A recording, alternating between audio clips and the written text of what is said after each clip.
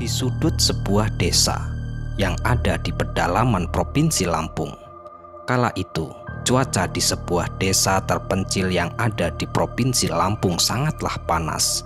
Ditambah angin semilir berhembus yang membawa debu-debu pasir berterbangan. Dan sengatan terik matahari pun terasa hingga menembus lengan baju yang aku kenakan. Perkenalkan, namaku Aris. Usiaku saat ini menginjak ke 25 tahun dan aku adalah seorang pemuda asli kelahiran dan dibesarkan di Provinsi Lampung. Aku sendiri tinggal di sebuah desa yang mayoritas penduduk warganya berasal dari Jawa. Ya, bisa dikatakan 90% warga desa kami adalah suku Jawa. Mata pencaharian para warga hanya mengandalkan pesawahan dan kadang bekerja buruh panen sawah ketika telah tiba musim panen. Namun, setelah aku beranjak dewasa, aku merasa jika tinggal di desaku ini sangatlah sulit untuk mencari pekerjaan.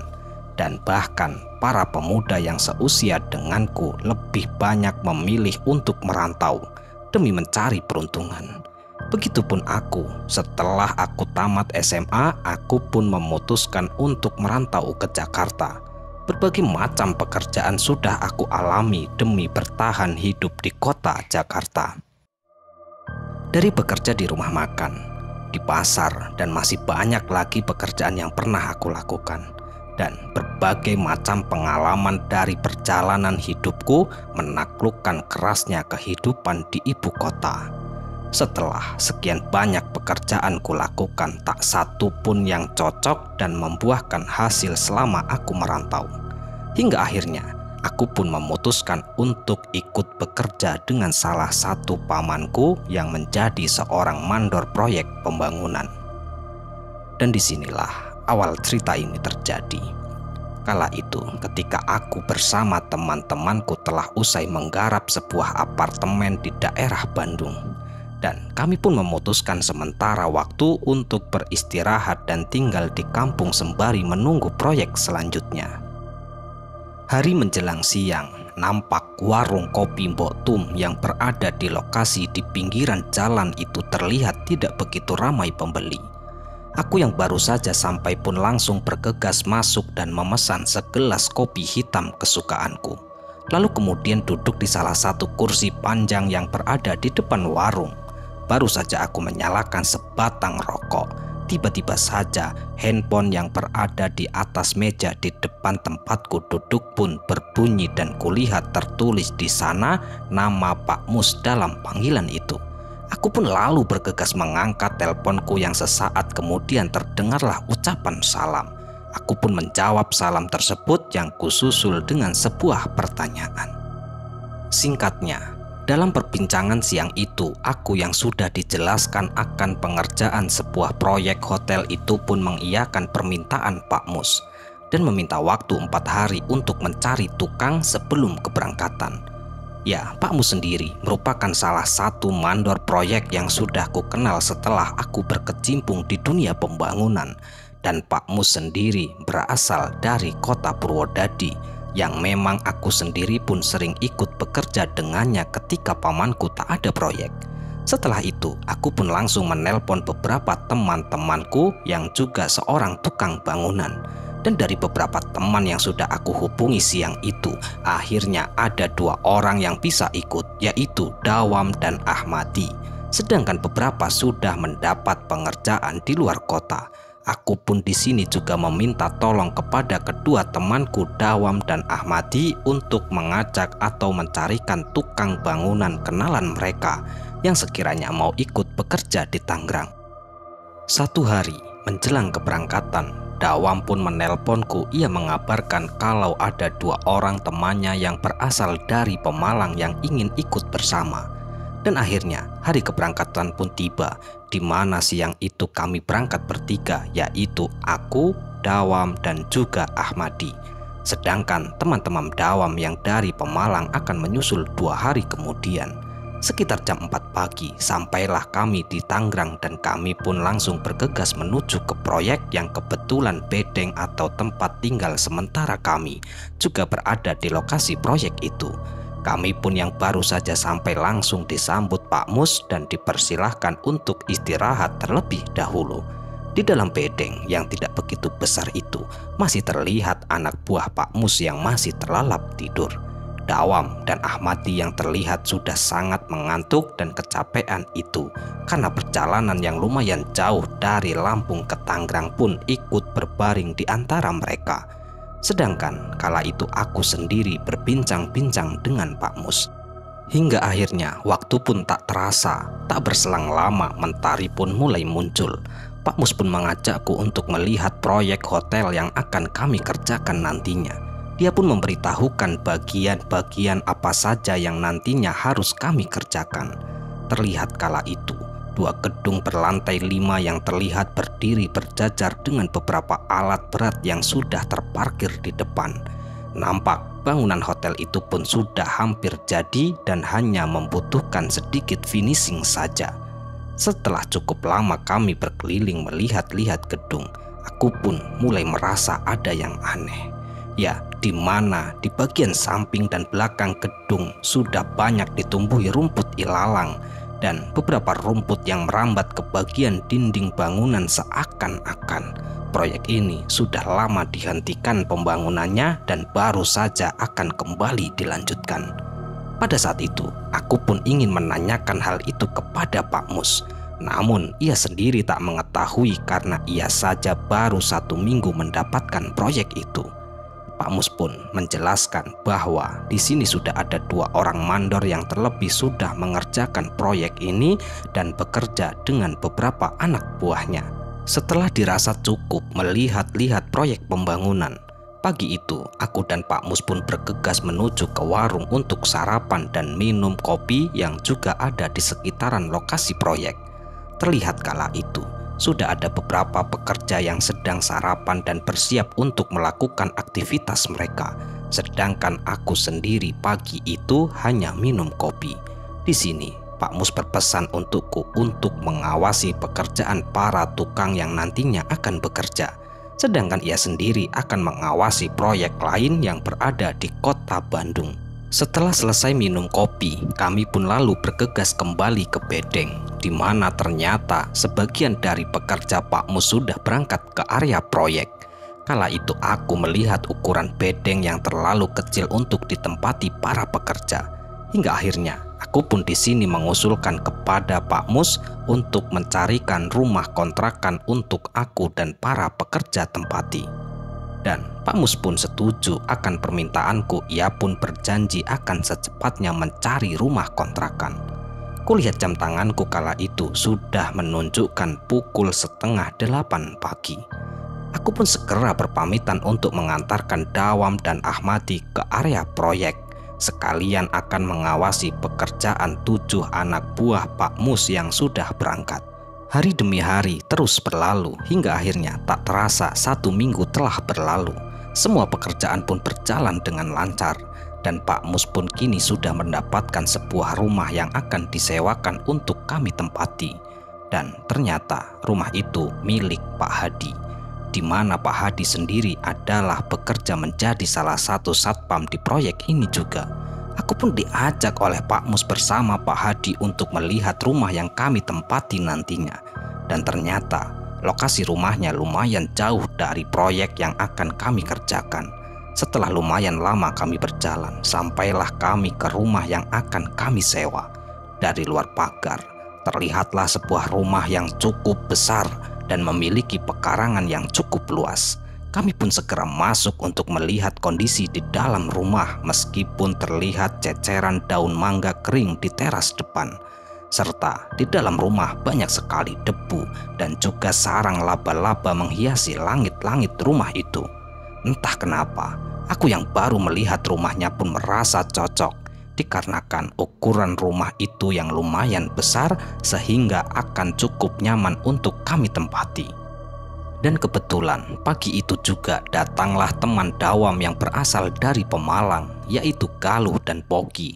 Sehingga nanti rumah ini akan kami tempati bersebelas, yaitu aku, Dawam, Ahmadi, Galuh, dan Pogi. Dan ketujuh pekerja yang sedari awal sudah dibawa oleh Pak Mus. Melihat aku yang merasa cocok akan rumah ini, Pak Mus pun langsung bernegosiasi soal harga sewanya bersama Pak Hadi. Dan karena fasilitasnya tersedia di rumah ini hanya ada listrik dan air dari PAM, tanpa ada peralatan rumah tangga, harga sewanya pun termasuk murah, yaitu sekitar 2 juta selama 3 bulan ke depan. Setelah sudah tercapai kesepakatan untuk harga sewa, kami pun bergegas kembali ke proyek. Dalam perjalanan kembali ke proyek waktu itu, aku sendiri sempat bertanya kepada Pak Hadi, kenapa rumah itu dikosongkan dan di mana Pak Hadi tinggal saat ini. Pak Hadi pun menjawab kalau rumah itu merupakan pemberian dari orang tuanya, sedangkan ia sendiri saat ini tinggal di perumahan di belakang gedung proyek bersama anak dan juga istrinya. Singkat cerita, sudah hampir 3 minggu ini kami bekerja. Mulailah terjadi keanehan di proyek dan juga rumah kontrakan yang kami tempati, di mana di situasi malam aku yang baru saja selesai dari kamar mandi hendak kembali masuk ke kamar. Kala itu aku melihat sesosok anak perempuan memakai baju putih berlengan panjang yang terlihat berjalan masuk ke dalam kamarku. Aku yang melihat hal itu pun sedikit kaget dan kemudian bergegas masuk ke kamar mencoba mencari keberadaannya. Akan tetapi aku tidak dapat menemukan sesosok anak kecil itu. Malam itu aku pun mengabaikan apa yang baru saja aku lihat dan menganggap mungkin itu hanya halusinasiku saja. Tapi kenyataannya, di pagi harinya aku kembali melihat sesosok anak kecil itu, di mana pagi itu aku yang hendak berangkat ke proyek menyusul teman-temanku yang sudah terlebih dahulu berangkat. Aku yang hendak keluar dari dalam rumah, tiba-tiba saja dikejutkan dengan anak kecil yang entah dari mana asalnya tiba-tiba saja berlari dari arah belakangku lalu keluar dari rumah itu. Spontan aku pun langsung berusaha mengejar anak itu. Namun lagi dan lagi di depan rumah aku tak lagi mendapati sosok anak kecil itu. Dan dengan rasa penasaran aku pun lalu berjalan menuju ke proyek tempatku bekerja. Aku yang kala itu baru saja sampai di proyek kembali dikejutkan dengan hadirnya sosok anak perempuan itu kembali. Dan pada saat itu dari kejauhan aku melihat sesosok anak perempuan itu sedang berdiri di depan pintu masuk proyek sembari matanya menatap ke arah gedung tempatku bekerja. Aku pun mulai mendekati dan hendak menanyainya. Namun anak itu kembali menghilang secara tiba-tiba. Siapa sebenarnya sosok anak kecil ini? Gumamku waktu itu yang kemudian aku pun melanjutkan perjalanan masuk ke dalam proyek. Aku bergegas masuk ke dalam gedung dan langsung menuju ke arah lantai 5 di mana teman-temanku sedang melakukan pemasangan keramik di kamar mandi. Tak berselang lama, terdengarlah suara teriakan minta tolong dari arah bawah. Aku dan beberapa temanku pun langsung terkejut mendengar suara teriakan tersebut, langsung bergegas menengok dari arah jendela. Dan dari jendela terlihat ada beberapa pekerja yang telah berkerumun di bawah. Aku yang penasaran pun lalu bergegas turun untuk melihat apa yang sudah terjadi. Dan aku pun dikejutkan menyaksikan salah satu pekerja proyek yang baru saja jatuh dari lantai 3 ke bawah. Dan yang lebih mengenaskan lagi dan lebih mengejutkan, kondisi korban sendiri kala itu masih hidup kejang-kejang.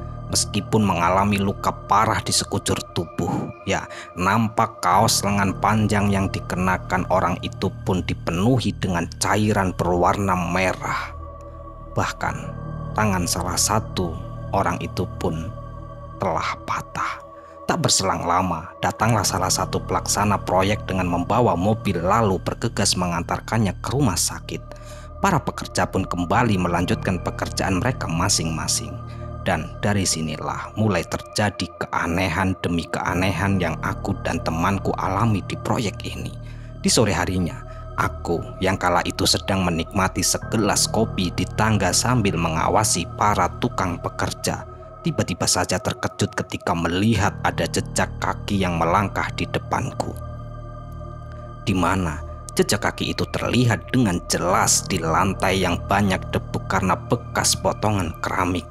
sedangkan aku sendiri tidak melihat sosok yang tengah melintas di depanku ini. Ya, aku yang menyaksikan kejadian aneh itu pun tak menceritakan kepada teman-temanku karena aku khawatir jika mereka nantinya akan takut hingga tak mau bekerja lagi di sini. Namun ternyata pada akhirnya mereka semua pun juga melihat ataupun mengalami keganjilan-keganjilan yang sama seperti yang sudah aku alami, di mana Dawam dan Pongki yang malam itu sedang lembur bekerja untuk mengerjakan pemasangan keramik kamar mandi di salah satu kamar hotel yang berada di lantai 2. Kala itu mereka dikejutkan dengan suara tangisan yang berasal dari lorong hotel. Mendengar suara itu, Dawam dan Pongki pun langsung bergegas keluar dan mencoba melihat apa yang terjadi di depan kamar hotel yang sedang mereka kerjakan. Pongki dan Dawam pun kala itu melihat ada seorang laki-laki yang berjalan dari ujung lorong hotel berjalan mulai mendekati mereka. Terlihat laki-laki itu berjalan sambil menutupi wajahnya menggunakan satu tangan sambil menangis meminta-minta tolong. Dan setelah semakin dekat terlihat darah yang mengalir dari sela-sela jari yang menutupi wajah laki-laki itu. Dan ketika tepat di hadapan mereka, laki-laki itu pun berhenti lalu berkata, "Bang, kenapa mata saya berdarah, Bang?" Sambil membuka tangan yang sedari awal menutupi wajahnya, terlihatlah wajah yang rusak sebagian dengan penuh darah, sementara mata yang sebelah terlihat mengalir darah berwarna merah kental. Menyaksikan penampakan mengerikan itu pun Dawam langsung pingsan dan terkapar di lantai. Dan dengan sigap Pongki pun menarik badan Dawam masuk kembali ke kamar dan langsung menutup pintu sesaat di dalam kamar. Pongki pun masih mendengar sosok mengerikan itu terus saja menangis dan masih sesekali berucap, "Bang, kenapa mata saya berdarah, Bang?" Ucap sosok yang mengerikan itu. Dalam keadaan panik, Pongki pun langsung menelpon Gali yang sedang bekerja di lantai 5. Yang kebetulan kala itu aku pun berada di sana. Dan juga beberapa pekerja lain. Akhirnya kami pun langsung bergegas untuk turun ke lantai 2 melihat keadaan Pongki dan Dawam. Dan dengan terbata-bata, Pongki pun menceritakan penampakan mengerikan yang baru saja ia dan Dawam lihat. Sedangkan Dawam kala itu masih pingsan tak sadarkan diri. Kejadian demi kejadian aneh pun terus-terusan berlanjut. Hampir semua pekerja sering melihat sosok-sosok mengerikan yang ada di proyek ini. Dan puncak kengeriannya adalah di mana di suatu sore ketika kami sedang bekerja, tiba-tiba saja salah satu teman kami yang bersama Fadil kesurupan. Fadil kala itu kesurupan selalu berteriak-teriak dengan suara yang parau. Ia pun berkata, "Aku siapkan tumbal lagi." Sontak hal itu pun membuat kami panik dan ketakutan, sedangkan aku sendiri setiap selesai lembur dan hendak pulang beberapa kali melihat sosok pocong yang berdiri di atas gedung yang kami sedang kerjakan. Pernah juga sesekali aku yang baru selesai minum kopi dan hendak kembali ke proyek untuk melihat para pekerja yang lembur. Tiba-tiba saja melihat benda seukuran bola voli berwarna merah menyala dari dalam kamar yang kami sedang kerjakan. Karena seringnya teror, penampakan-penampakan yang mengerikan itu pun pada akhirnya banyak para pekerja yang merasa tidak betah lalu akhirnya memutuskan untuk pulang. Entah itu dari pekerja mandor lain ataupun anak buah Pak Mus sendiri. Aku pun yang awalnya yang mengawasi 11 pekerja, akhirnya di minggu keempat pun tinggal mengawasi 7 pekerja saja, yang mana itu sudah termasuk Dawam dan Ahmadi dan kedua temannya yang berasal dari Pemalang. Sedangkan penampakan sosok anak kecil perempuan di rumah kontrakan yang kami tempati pun masih sering menampakkan diri. Entah yang melihat penampakan itu aku sendiri ataupun teman-teman yang lain juga pernah melihatnya. Tetapi yang pasti aku sendiri di sini tidak pernah menceritakan kepada siapapun. Begitu pula mereka tidak pernah ada yang bercerita jika melihat penampakan anak kecil seperti yang sudah aku lihat. Pernah di suatu malam, Edi yang kala itu sedang berjalan sambil membawa sepiring nasi dan hendak makan. Tiba-tiba saja piring yang ia bawa pun terjatuh. Edi di sini terlihat bingung kala itu karena ia merasa baru saja ada yang menabrak. Sedangkan aku sendiri yang waktu itu sedang duduk santai di depan pintu bersama teman-teman yang lain. Melihat sosok anak kecil perempuan yang biasa aku lihat baru saja menabrak Edi yang menyebabkan sepiring nasi yang dibawanya tumpah. Aneh, Edi dan teman-temanku yang lain tidak melihat sosok anak kecil yang baru saja menabraknya. Dan singkatnya, waktu itu kami pun tetap melanjutkan pekerjaan kami meskipun penampakan sosok-sosok yang mengerikan itu pun sering kami jumpai. Begitu pula sosok anak kecil di rumah kontrakan yang kami tempati, dan hampir setiap hari aku melihat sosok anak kecil itu selalu keluar dari rumah yang kami tempati dan selalu melihat ada di depan gerbang proyek, seolah-olah sedang mengawasi proyek yang kami kerjakan. Sampai pada akhirnya, tanpa disengaja, aku yang pagi itu baru selesai mengecek pekerjaan teman-temanku pun ingin meminum kopi. Aku pun memutuskan untuk ke warung yang berada di sebelah proyek, dan kebetulan di warung itu ada Pak Hendra dan ada tukang ojek pangkalan. Pak Hendra sendiri adalah salah satu pelaksana proyek yang sedang aku kerjakan. Sambil menikmati kopi pagi itu, aku dan Pak Hendra pun langsung berbincang-bincang soal proyek yang sedang kami kerjakan. Yang mana pada akhirnya percakapan kami itu pun berlanjut ke peristiwa-peristiwa mengerikan yang sering terjadi di proyek ini. Aku pun di sini langsung menceritakan soal penampakan-penampakan yang aku dan juga teman-temanku lihat selama bekerja. Setelah mendengar semua ceritaku, Pak Hendra pun hanya tersenyum, yang sesaat kemudian menunjukkan foto dan juga beberapa video dari HP-nya. Aku yang melihat foto-foto dan video yang ditunjukkan Pak Hendra pun terkejut karena foto dan video yang ditunjukkan Pak Hendra berisikan penampakan-penampakan sosok mengerikan yang ada di proyek ini.